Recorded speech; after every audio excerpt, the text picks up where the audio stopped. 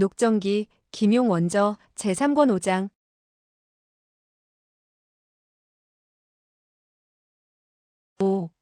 미인과 호걸. 그는 다룡으로부터 상금을 받게 되었는데 모두 위소보가 황상 앞에서 좋은 말을 했기 때문이라는 사실을 알고 있었다. 그리하여 그가 나타난 것을 보고 좋아서 어쩔 줄 몰라 하며 벌떡 몸을 일으켜 그를 맞더니 웃는 얼굴로 말했다.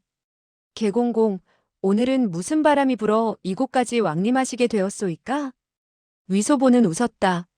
나는 그저 와서 몇 명의 대담한 반역도들을 구경하려는 것뿐이요. 그리고 그의 귓가에 대고 나직이 말했다. 황상께서는 나에게 문초를 받아내는 걸 도우라고 합디다. 그래서 그들을 지휘한 우두머리가 누구인지 알아내려는 것이요. 조재현은 고개를 끄덕였다. 네네. 그리고 나직이 말했다. 3명의 반역도들은 매우 당차서 입을 꼭 다물고 있습니다. 이미 2개의 가죽 채찍이 끊어질 정도였으나 그저 입을 꼭 다물고서 한다는 말이 5~3개가 그들을 보냈다는 것입니다. 위소보는 말했다. 내가 가서 물어보도록 하겠소. 그는 서쪽 대청으로 걸어갔다. 그러고 보니 나무 기둥 위에는 3명의 사내가 묶여 있었는데 윗몸을 벌거벗긴 채였고 이미 채찍질로 피와 살을 구분할 수 없을 정도였다. 한 사람은 구레나룻을 기른 대한이었고 다른 2사람은 20여 세의 젊은이인데 한 사람은 살결이 무척 희었고 다른 한 사람은 온몸에 문신을 하고 있었다. 가슴팍에는 흉측한 호랑이 머리를 문신하고 있었다. 위소보는 생각했다. 이 2사람 가운데 유일주가 있는 것일까, 없는 것일까? 그는 고개를 돌려 조재현에게 말했다. 조형, 아마도 그대들은 사람을 잘못 잡았는지도 모르니 잠깐 자리를 비워주시구려. 조재현은 말했다. 네. 그는 몸을 돌려나가면서 문까지도 닫아주었다. 위소보는 입을 열었다. 3분의 존성대명은 어찌 되시오? 그 구레나루 사내는 2 눈을 부릅뜨고 말을 했다. 이게 같은 태감아. 너에게 무슨 자격이 있어 나의 이름을 묻는단 말이냐? 위소보는 나직이 말했다. 나는 부탁을 받고 온 사람이요. 유일주라고 하는 친구를 구하려고 왔소이다. 그 말이 떨어지자 3사람의 얼굴은 모두 놀람과 의아한 빛으로 물들어서 서로를 쳐다보았다. 구레나루 사내가 물었다. 그대는 누구의 부탁을 받았소? 위소보는 말했다. 당신네들 가운데 유일주라는 사람이 있으면 내가 할 말이 있는 것이고 없으면 그만두기로 합시다. 3사람은 다시 한번 서로의 얼굴을 쳐다보며 망설이는 빛을 보였다. 아마도 속임수에 넘어가는 것이 아닌가 두려워하는 것 같았다. 구레나루 사내는 다시 물었다. 당신은 누구시오? 위소보는 말했다. 나에게 부탁을 한 2분의 친구 가운데 한 분은 성이 목씨이고 한 분은 성이 유씨이외다. 철배창룡을 그대들은 알고 있소, 모르고 있소? 구레나루 사내는 큰 소리로 말했다. 철배창룡 유대홍을 운남성이나 귀주성 그리고 사천성 일대에서 모르는 사람이 어디 있단 말이오? 목검성은 목천하의 아들로서 강호에 떠돌아다니는 신세로 지금은 죽었는지 살았는지도 모르는 형편이요. 그러면서 그는 고개를 연신 가로저었다. 위소보는 고개를 끄덕였다. 3분이 목가 소공야와 유나리를 모르시는 것을 보면 아마도 그들의 친구는 아닌 모양이구려. 따라서 이와 같은 초식들도 알아볼 수가 없을 것이요. 그러면서 그는 자세를 가다듬고 2초의 목각권을 펼쳐 보였다. 물론 횡소천궁과 고산유수라는 2초였다. 그 가슴팍에 호랑이 머리를 문신한 젊은이가 어하는 소리를 냈다. 위소보는 손을 멈추고 물었다. 왜 그러시오? 그 사람은 말했다. 아무것도 아니요. 구레나루 사내가 물었다. 그와 같은 초식은 누가 가르쳐 준 것이오? 위소보는 웃었다. 내 마누라가 가르쳐 준 것이요. 구레나루 사내는 퇴하고 침을 뱉으며 말했다. 태감에게 무슨 마누라가 있어? 그러면서 끊임없이 고개를 가로저었다. 그는 본래 위소보를 개같은 태감이라고 욕을 했으나 나중에 그의 말이 조금 색다른 점이 있고 행동이 특이한지라 개 같다는 말을 빼버리게 된 것이다. 위소보는 말했다. 태감에게 어째서 마누라가 있을 수 없다는 것이오? 상대방에서 시집을 오려고 하는데 당신이 말릴 수 있겠소? 내 마누라의 성은 방씨이고 이름은 외자로서 이라고 하오. 그 말이 끝나기도 전에 살결이 고운 젊은이가 갑자기 호통을 내질렀다.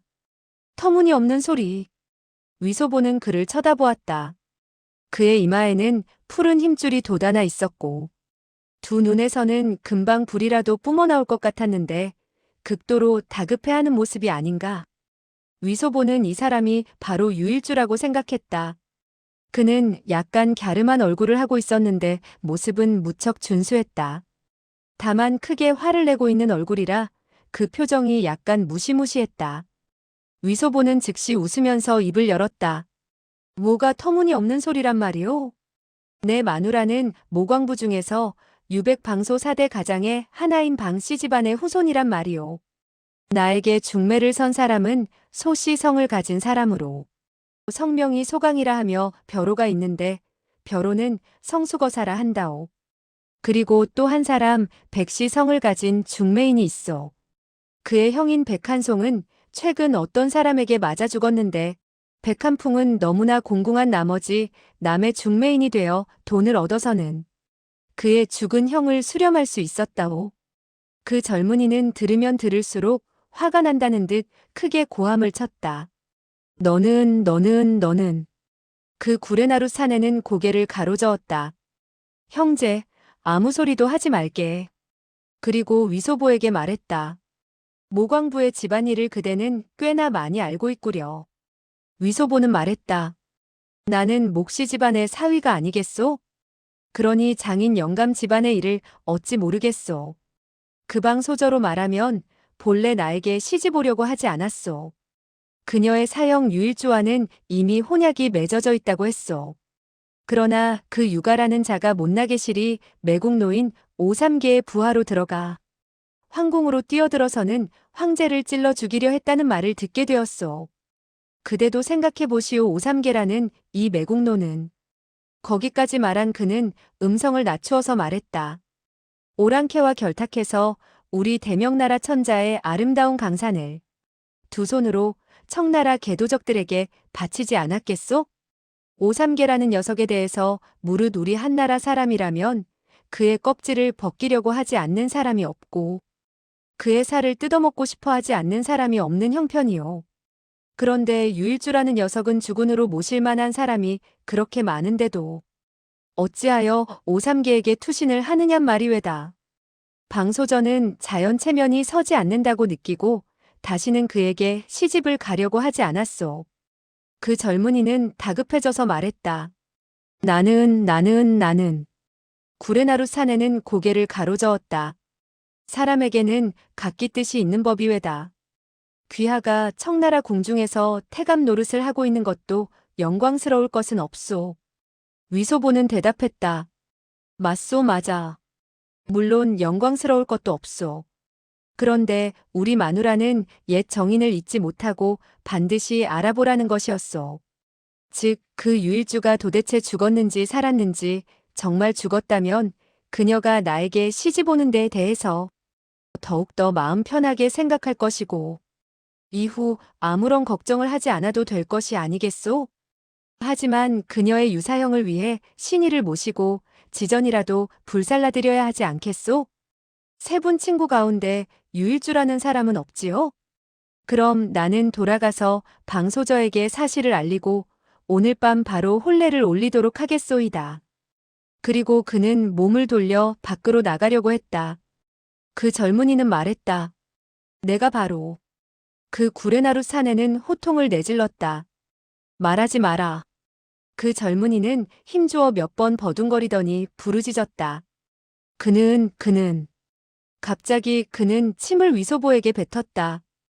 위소보는 몸을 날려 피했다. 세 사람의 손과 발은 모두 다 거친 우근으로 꽁꽁 묶여 있어서 좀처럼 빠져나올 수 있을 것 같지가 않아 속으로 생각했다. 저 사람은 분명히 유일주이다. 본래 그가 인정을 하려고 했지만 구레나루 사내가 막았다. 잠시 생각해 본 끝에 그는 떠오르는 계책이 있어 말했다. 당신들은 이곳에서 기다리도록 하시오. 내 다시 가서 우리 마누라에게 물어보도록 하겠소이다. 그리고 그는 바깥으로 나와 조재현에게 말했다. 나는 어느 정도 단서를 잡아냈으니 고문을 더 가하지 않도록 하시오. 잠시 후 다시 오겠소이다. 이때 날은 이미 어두워져 있었다. 위소보는 방위와 목건병이 허기에 지쳐 있을지도 모른다는 생각이 들었다. 그리하여 그는 즉시 자기 방으로 돌아가기 전에 먼저 주방으로 가서는 손아래 태감에게 풍성한 음식을 한 상 만들어 자기의 거처로 보내도록 하라고 일렀다. 이유는 어젯밤 무시위들이 역적을 잡는데 공을 세웠으니 오늘 잔치를 벌여 경하하겠다는 것이며 그 연회석장에서 자객을 잡는 비밀을 논해야 하니 소태감이 시중을 들 필요는 없다고 당부했다. 그리고 그는 자기의 처소로 돌아가 자물쇠를 따고는 방 안으로 들어갔다. 그러고는 가만히 안쪽 방문을 열었다. 목건병은 나직이 부르짖으며 일어나 앉더니 나직한 음성으로 물었다. 어째서 이제야 돌아오시죠? 위소보는 웃었다. 기다리느라고 마음이 초조해진 모양이구려. 그렇소? 그러나 나는 좋은 소식을 알아냈소. 방위는 베개 위에서 머리를 쳐들며 물었다. 무슨 좋은 소식인가요? 위소보는 탁자 위에 촛불에 불을 켰다. 그러고 보니 방위의 두 눈이 불그레한 것이 아마도 조금 전까지 울었던 모양이었다. 위소보는 한숨을 내쉬며 말했다. 이 소식은 그대에게는 무척 좋은 것이나 나에게 있어서는 정말 빌어먹을 소식으로서 막 손에 잡히게 된 마누라가 허공으로 날아가게 되었소. 아, 유일주라는 그 녀석이 놀랍게도 아직 죽지 않았더구려. 방위는 아하는 소리를 내질렀다. 그 음성에는 기쁨의 빛이 역력했다. 목건병은 기뻐서 물었다. 우리 유사형은 편안무사하신가요? 위소보는 말했다. 죽지는 않았지만 살아나려면 아마도 수월하지 않을게요. 그는 궁 안의 시위들에게 사로잡혀 있는데 매국노 오삼개가 보내서 궁 안으로 들어와 황제를 찔러 죽이려고 했다고만 하고 있어. 죽을 죄에서 벗어나기도 어렵지만 그와 같은 소문이 퍼지게 된다면 강호의 영웅호걸들은 모두 다 그가 오삼개의 주구가 되었었구나 하고 생각할 것이 아니겠소? 그렇게 된다면 목을 잘리게 되더라도 고약한 명성만 남기게 될 것이 아니겠소? 방위는 몸을 일으키고 말했다. 우리가 황궁으로 들어서기 전에 이미 그 점에 대해서는 생각했던 바가 있어요. 그저 오삼개라는 매국노를 쓰러뜨려서 돌아가신 황제와 목공야를 위해 깊은 원한을 갚을 수만 있다면 우리의 목숨이나 죽은 후의 명성 같은 것은 이미 도외시하기로 했어요. 위소보는 엄지손가락을 축혀 세우며 말했다. 좋소. 뼈대가 있군. 이 지아비께서는 매우 탐복했소. 방소저, 우리에게 한 가지 상의해야 할 일이 있소. 만약 내가 그대의 유사형을 구해준다면 그대는 어떻게 하겠소? 방위의 두 눈의 섬광이 스쳐가며 두 뺨을 살짝 붉히더니 말했다. 그대가 정말 우리 유사형을 구할 수만 있다면 그대가 나에게 어떠한 어렵고도 위험한 일을 시키든지 간에 이방인은 결코 눈살 하나 찌푸리지 않겠어요. 이 몇 마디의 말은 그야말로 쇠를 자르듯 단호했다. 그럼 우리 약속을 하는 것이 어떻겠소? 그리고 소군주는 증인이 되어주시오. 만약에 내가 그대의 유사형을 구출해내서 소공야 목검성과 철배창룡 유대홍 유나리에게 건네주게 된다면 목검병은 그 말을 가로챘다. 그대는 우리 오라버니와 우리 사부를 아세요? 위소보는 말했다. 목시 집안의 소공야와 철배창룡은 대명이 쟁쟁한 사람들인데 그 어느 누가 모르겠소. 목검병은 말했다. 그대는 좋은 사람이에요. 만약 유사형을 구할 수만 있다면 모두들 그대의 은혜를 고마워할 거예요. 위소보는 고개를 가로저었다. 나는 좋은 사람이 아니고 그저 거래를 하자는 것이요. 유일주라는 사람은 엄청나오. 그야말로 그는 황제를 찔러 죽이려고 했던 놈이요. 내가 그를 구하려면 내 목숨을 걸어야 하는 큰 모험을 해야 되지 않겠소? 관가에서 그와 같은 사실을 알아내게 된다면 내 머리만 땅에 떨어지는 것이 아니라 우리 집안의 할아버지, 할머니, 아버지, 어머니, 세 분 형님과 네 분 누이 동생, 그리고 이모부, 이모, 고모부, 고모, 외삼촌, 외숙모, 외할아버지, 외할머니, 외사촌 형님과 동생, 외사촌 누나와 누이 동생들 모두가 머리를 잘리게 되는 것이 아니겠소? 이것이야말로 멸족을 당하는 것이 아니겠소? 그리고 우리 집안의 금, 은, 집, 솥, 바지, 신발까지 모두가 관가에 적발되는 것이 아니겠소? 그가 한마디 아니겠소 하고 물어볼 때마다 목건병은 고개를 끄덕여 그렇다는 표시를 했다. 방이는 말했다. 바로 그래요. 이 일은 정말 끼치는 영향이 너무나 커요.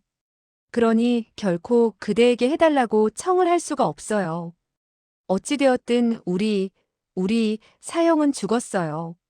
나도 살아날 수 없게 될 것이니 모두 목숨을 잃게 되었다고 체념할 수밖에 없는 일이에요. 그러면서 그녀는 눈물을 주르르 흘렸다. 위소보는 말했다. 뭐 처음부터 슬퍼서 눈물 흘릴 필요는 없소. 그대와 같이 수합회월의 미녀가 눈물을 흘리면 내 마음도 부드러워지게 되거든. 방소저, 내 그대를 위해서 무슨 일이든 하겠소. 내 반드시 그대의 유사형을 구출해 내겠소. 우리는 반드시 한마디로 약속합시다. 만약에 그대의 유사형을 구출해내지 못한다면 나는 한평생 그대의 소와 말 그리고 종이 되도록 하겠소. 그러나 그대의 유사형을 구출해내게 된다면 그대는 한평생 나의 마누라가 되어야 하오.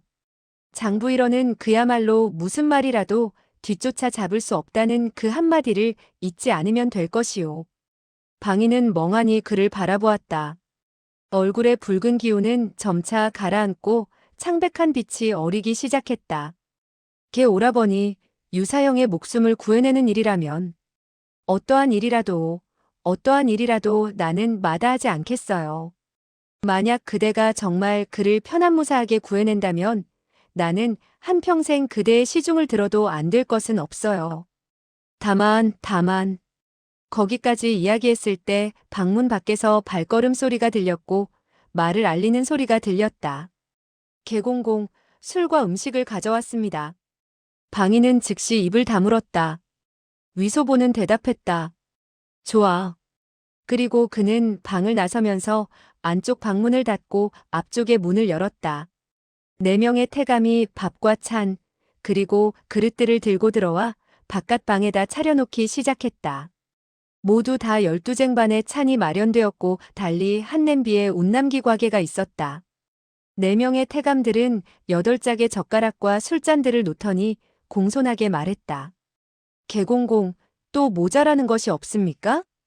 위소보는 말했다. 되었네. 이제 돌아들 가게. 그리고 한 사람에게 한 양씩의 은자를 내렸다. 4명의 태감들은 좋아하며 나갔다. 위소보는 방문을 닫고서는 빗장을 걸었다. 그리고는 음식을 안쪽 방으로 옮겼고 탁자를 침대 앞으로 밀었다. 그런 후 3개의 잔에 술을 따르고 3그릇의 밥을 담고서는 물었다. 방소저, 조금 전에 다만 하고 말했는데 다만 어떻게 하겠다는 것이오? 이때 방인은 목건병의 부축을 받아 일어나 앉아있는 상태였다. 그 말을 듣고 얼굴을 붉히더니 고개를 숙였다. 그리고 잠시 후에 나직한 음성으로 말했다.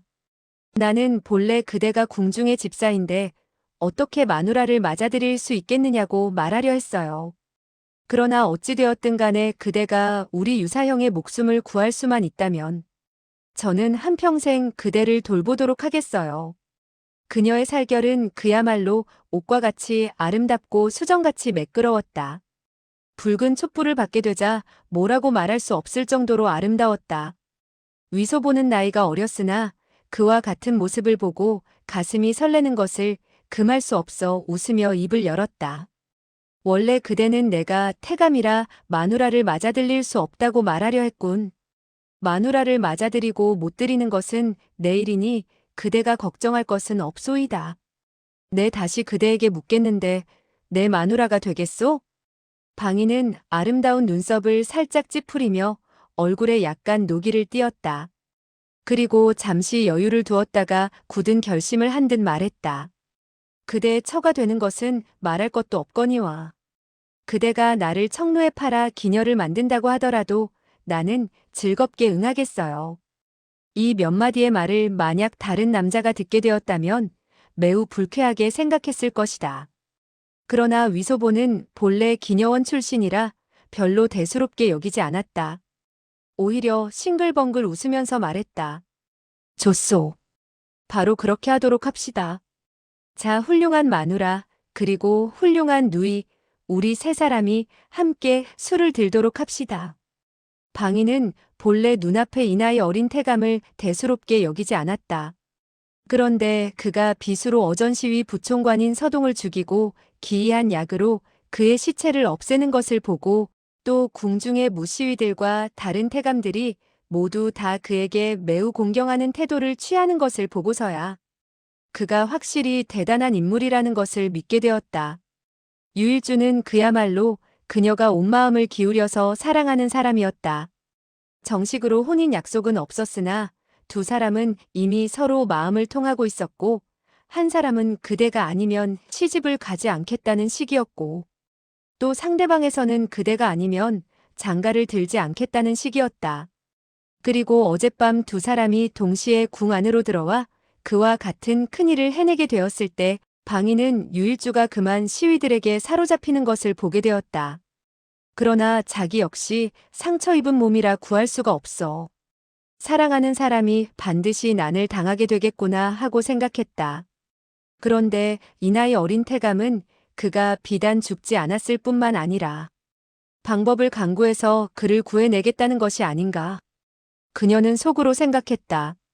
어쨌든 유사형을 위험한 곳에서 벗어나게 할 수만 있다면 내 한평생 고생을 하는 일이 있다 하더라도 하늘이 내게 대하여 박하지 않았음을 감사드리겠다. 그리고 이 나이 어린 태감이 어찌 또 나를 처로 받아들일 수 있겠는가? 그는 그저 이빠른 우스갯소리로서 말로만 나에게 득을 보려고 하는 것이니 내가 그의 뜻을 약간 따른다 하더라도 대단할 것은 없을 것이다. 이와 같은 점을 깨닫게 되자 빙그레 웃으며 술잔을 들고 말했다. 이 한 잔의 술은 그대와 함께 마시겠어요. 그러나 그대가 만약 우리 유사형을 구해내지 못한다면 내 검 아래 귀신이 되는 것을 면하기 어려울 거예요. 위소보는 그녀가 방긋 웃는 모습이 꽃과 같이 아름답다고 생각하고 속으로 무척 흐뭇해져서는 술잔을 들고 말하였다. 우리가 한 말에 책임을 져야지 나중에 잡아떼면 안 돼요. 만약 내가 그대의 유사형을 구하게 되었을 때 그대가 약속을 저버리고 다시 그에게 시집을 가겠다면 어떻게 되는 것이요. 그리고 그대들 두 사람이 손을 합쳐 나를 공격한다면 나는 그야말로 그대들의 적수가 될 수 없을 것이고 그가 한 칼을 들어 비스듬히 내려치고 그대가 검을 들어 곧장 내려치게 된다면 이 개공공은 대뜸 네 조각으로 나누어지고 말 것이니 이와 같은 일은 방비하지 않을 수 없구려. 방인은 웃음을 거두고 숙연히 말했다. 하늘에 두고 맹세합니다. 개공공이 만약 유일주를 편안무사하게 구해낸다면 소녀 방인은 개공공에게 시집을 가처가 되겠으며 한평생 남편에 대해서 절개와 지조를 지키도록 하겠습니다. 설사 개공공이 저를 아내로 맞아들일 수 없을지라도 저는 한마음 한뜻으로 당신을 한평생 모시겠습니다. 만약 두 가지의 마음을 품는다면 저는 그야말로 만겁의 지옥으로 떨어져 다시는 환생할 수 없게 될 것입니다. 그리고 나서 그녀는 그 한 잔의 술을 땅바닥에 뿌렸다. 그리고 다시 말했다. 소군주가 바로 증인이 될 것이요. 위소보는 크게 기뻐서 목건병에게 물었다. 누이, 그대에게는 내가 구해주어야 할 사랑하는 사람이 없소? 목건병은 말했다. 없어요. 저에게 어찌 마음에 두고 있는 사람이 있겠어요? 위소보는 말했다. 애석하군. 애석해. 목건병은 말했다. 무엇이 애석해요? 위소보는 말했다. 만약 그대에게 사랑하는 사람이 있어서 내가 구출해낸다면 그대 역시 나에게 시집와 마누라가 되지 않겠소? 목건병은 말했다. 쳇, 한 사람의 마누라가 있어도 부족해서 두 사람이나 차지하겠다는 거예요? 위소보는 웃었다. 그야말로 못난 두꺼비가 하늘나라의 거위고기를 먹으려고 하는 짓이겠지. 이봐, 누이 그대의 유사형과 함께 잡혀있는 사람은 아직도 2명이나 있어. 한 사람은 구레나루 수염을 길렀으며 목건병은 그 말을 받았다. 그는 오사숙이에요. 위소보는 다시 물었다. 또 한 명은 몸에 문신을 하고 있었는데 가슴에는 호랑이 머리를 새겨 놓았더군. 목건병은 말했다. 그는 청모 오표예요. 바로 오사숙의 제자이죠. 위소보는 물었다. 그 오사숙의 이름은 무엇이요? 목건병은 말했다. 오사숙의 이름은 오립신이라고 해요. 그리고 벼로는 요두사자라 하죠. 위소보는 웃었다. 그 벼로는 그럴싸하군. 남이 무슨 말을 하든 간에 그는 언제나 고개를 가로젓겠군. 목건병은 말했다. 이게 오라버니, 그대가 유사형을 구하려고 한다면 내친 김에 오사숙과 오사형도 함께 구해주세요. 위소보는 말했다. 그 오사숙과 오표에게는 수합회월의 여자 단짝은 없소? 목건병은 말했다. 몰라요. 그것은 왜 묻죠? 위소보는 말했다. 내가 먼저 그들에게 좋아하는 여자들이 있는지 없는지 물어봐야겠군. 그렇지 않으면 내가 죽어라 하고 그들을 구해봤자 그저 헛고생만 하는 것이 아니겠소. 벼랑간 눈앞에 검은 그림자가 번쩍였다. 그리고 한 가지 물건이 얼굴로 날아들었다. 위소보는 급히 고개를 숙였으나 이미 때가 늦었으며 팍하는 소리와 함께 바로 이마에 적중되었다. 그 물건은 박살이 나버렸는데 바로 술잔이었다. 위소보와 목건병은 동시에 놀라 부르짖었다. 어이쿠. 위소보는 세 걸음을 물러서게 되었으나 의자와 함께 쓰러지고 말았다. 이마에서는 선혈이 줄줄 흘러내리게 되었고 두 눈은 술로 모호해져 그저 사물이 희뿌옇게만 보였다. 방인은 호통을 내질렀다. 그대는 즉시 유일주를 죽여요. 이 아가씨도 더 살고 싶지 않아. 온종일 그대의 터무니없는 업신여김을 당하느니 차라리 죽는 것이 낫겠어. 원래 그 술잔은 바로 방이가 던진 것이었다. 다행히 그녀는 중상을 입은 나머지 손에 실린 힘이 대단치 않았다. 따라서 위소보의 이마에는 술잔이 적중되었으나 그저 약간 살가죽의 손상을 입은 정도였다. 목건병이 말했다. 개 오라버니, 이리 오세요. 내가 상처를 봐드릴게요. 유리 조각 같은 것이 살 속에 박혀서는 안 돼요. 위소보는 말했다. 나는 다가가지 않겠소. 우리 마누라가 남편을 모살하려고 하는데 내 어찌 다가가겠소? 목건병은 말했다. 누가 그대 보고 터무니없는 소리를 하라고 했어요? 또다시 남의 여인을 빼앗겠다고요? 저까지도 화가 나는군요. 위소보는 껄껄 소리내어 웃었다. 아, 이제 알겠군.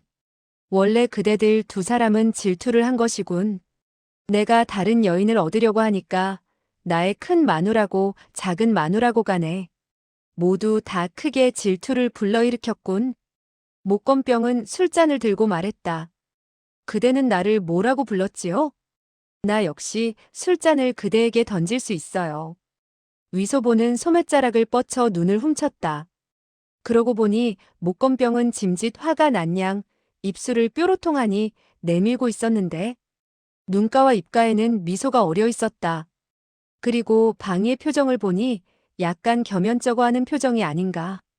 그는 자기의 이마가 아프기는 했으나 마음속은 흐뭇하기만 해서 말했다.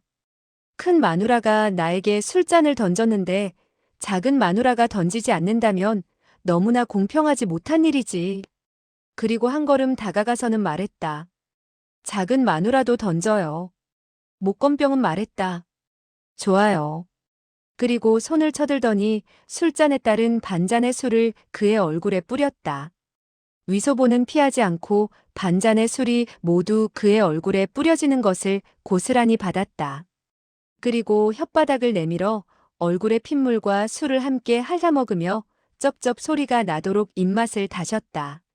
정말 맛있군, 맛있어.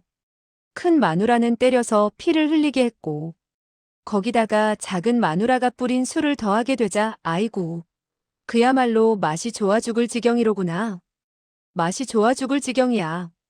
목건병이 먼저 웃음을 터뜨렸고 방이 또한 훗하고 웃으며 욕을 했다. 망나니.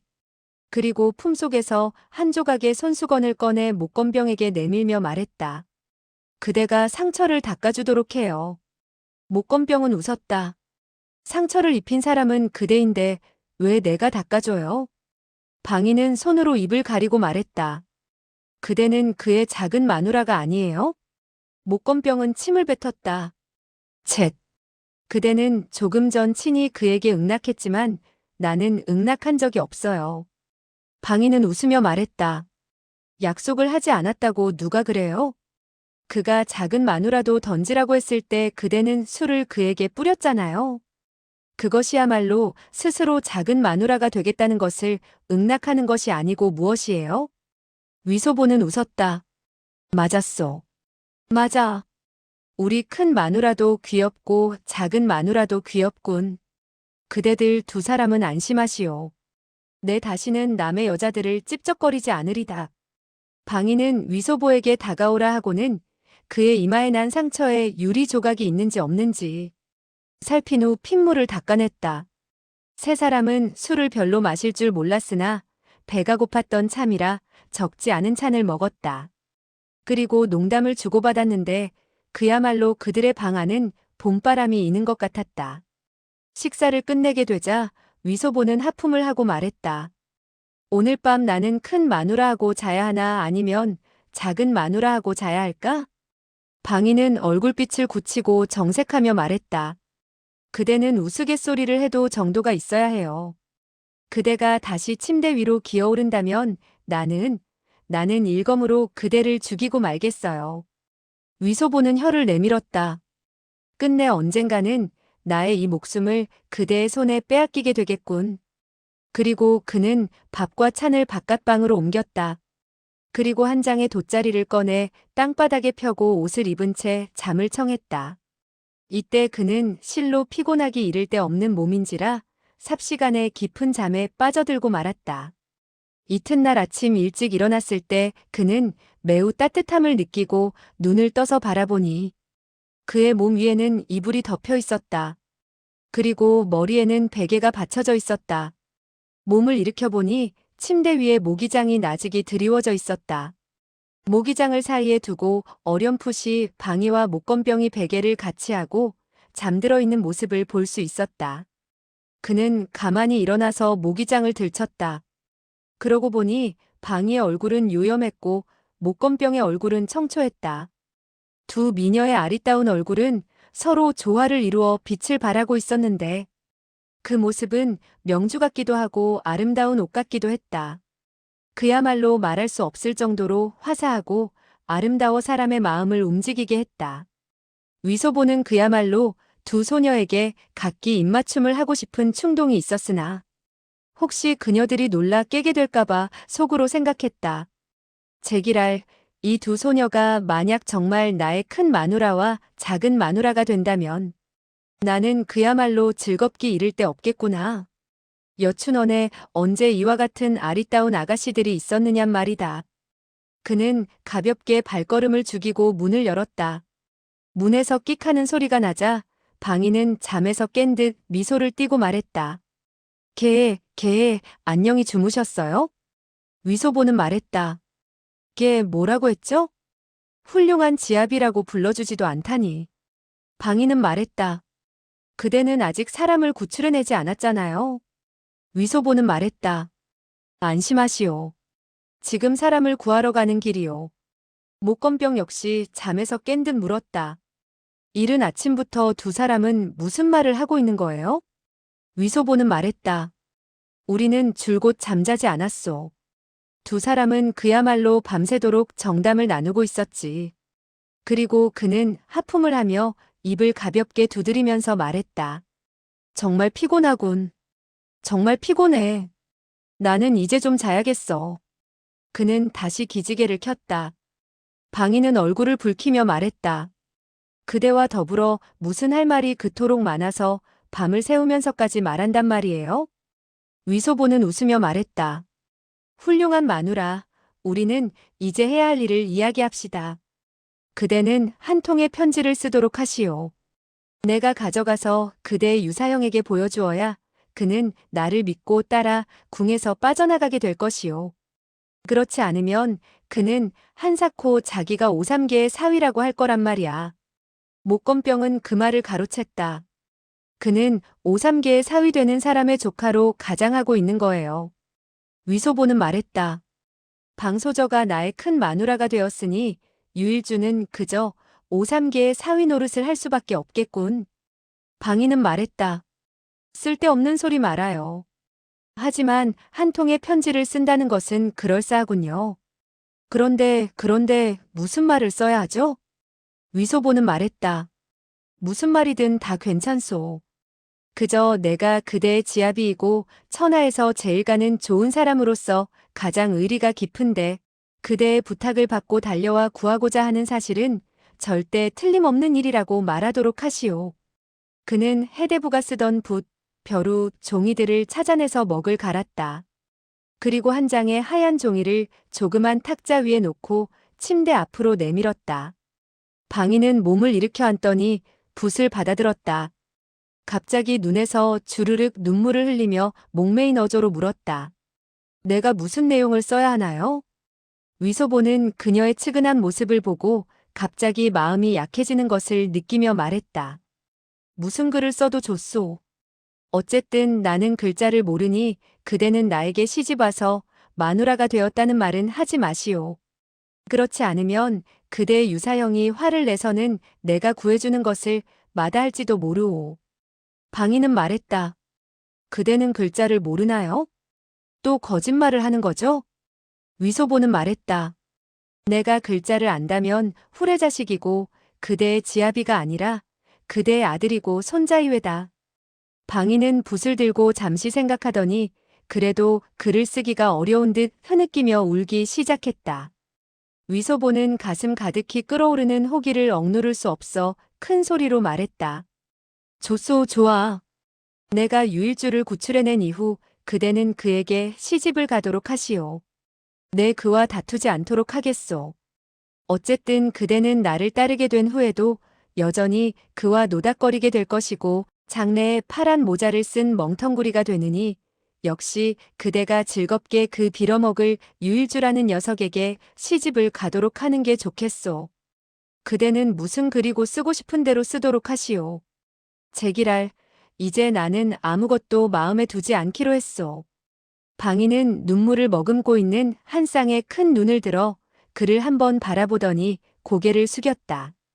눈초리에는 기쁜 빛이 떠도는가 하면 또한 고마워하는 정도 서려 있었다.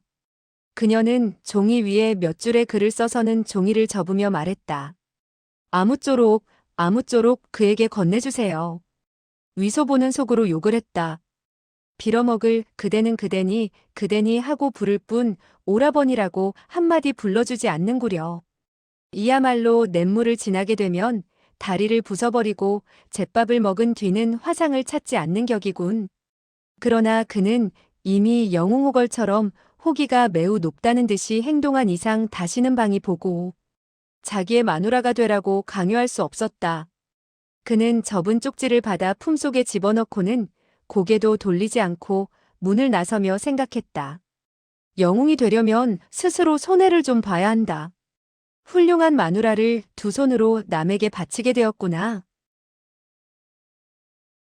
건천궁 옆 시위들 방에서 당직의 우두머리로 있는 사람은 장강년이었다. 그는 이미 하룻밤 전에 다룡의 당부로 계공공이 자객을 구출해서 궁 안을 빠져나가는 데 대하여 도와야 한다는 말을 듣고 있었다. 그러나 결코 어떤 흔적을 드러내어 자객들로 하여금 의심을 품도록 해서는 안 된다는 말도 당부받고 있었던 터라. 위소보가 찾아온 것을 보고는 재빨리 마중 나왔으며 눈짓을 해서 위소보와 함께 가산 옆으로 가 나직이 물었다. 계공공, 어떻게 사람을 구할 생각입니까? 위소보는 그의 다정한 태도에 속으로 생각했다. 황상께서는 나에게 몇 사람의 시위를 죽여서 사람을 구하도록 하여 유일주 일당들로 하여금 의심을 품지 않도록 하라고 했다. 그러나 이장 노형은 나에게 무척 좋게 대하니 나로서는 차마 죽일 수가 없구나. 다행히 못난 계집애의 편지가 있으니 유가라는 죽일 놈은 결코 믿어 의심치 않을 것이다. 그리하여 그는 생각해 본 후 대답했다. 내 다시 가서 그 세 후레 자식들을 신문해 보고 임기응변으로 조처하리다. 장강년은 웃으면서 인사를 하고 말했다. 계공공 정말 감사합니다. 위소보는 물었다. 또 무엇이 감사하다는 것이요? 장강년은 말했다. 소인이 계공공과 더불어 일을 하게 되면 이후 공공께서는 반드시 음양으로 돌봐주실 것이 아닙니까? 그렇게 된다면 소인은 벼슬이 오르고 재물이 늘어나게 될 것은 명약관화한 사실이죠. 그대가 한마음 한뜻으로 황상에게 충성을 다해 일을 한다면 장래 한 가지 일만은 걱정을 하지 않을 수 없을 것이요. 장강년은 깜짝 놀라 물었다. 무엇을 걱정해야 합니까? 그대 집안의 창고가 너무 적어서 그 많은 은자를 넣어두지 못할까봐 걱정이 되는구려. 장강년은 껄껄 소리내어 웃었다. 그러나 곧 웃음을 거두고 나직이 말했다. 공공, 우리 10여 명의 시위들은 몰래 상의했습니다. 모두들 힘을 다하여 공공을 위해 일을 처리하도록 했으며 어떠한 일이 있더라도 공공께서 궁안의 태감 가운데 총수령이 되도록 해드리자고 약속도 했습니다. 그것 참 잘 되었구려. 그러나 내가 더 나이가 든 이후 다시 이야기하기로 합시다. 위소보는 전노본이 살아있는 돼지를 들여보내 빈틈을 메웠던 일을 상기하고 물었다. 서부총관은 어디로 갔소? 다총관과 그대들은 모두 바삐 돌아가고 있는데 어째서 서부총관은 보이지 않소? 장강년은 말했다. 아마도 태우께서 그를 궁 밖으로 내보내 일을 시켰을 것입니다. 위소보는 고개를 끄덕였다. 서부총관을 보게 되면 내 방으로 한번 왔다 가라고 하시오. 황상께서 몇 마디의 말을 그에게 물어보겠다고 하셨소. 장강년은 대답했다. 이어서 유일주 등 세 사람을 묶어놓은 대청으로 들어섰다. 하룻밤 보지 않은 사이에 세 사람의 정신은 많이 위축되어 있었다. 비록 더 고문을 당하지 않았다고 하나 이틀 밤 이틀 낮을 두고 음식을 먹지 못했으니 무쇠로 만들어진 사내라 하더라도 견딜 수가 없을 것이다. 대청에서 지키고 있던 7, 8명의 시위들은 일제히 위소보에게 인사를 했는데 그 언사가 매우 공경스러웠다.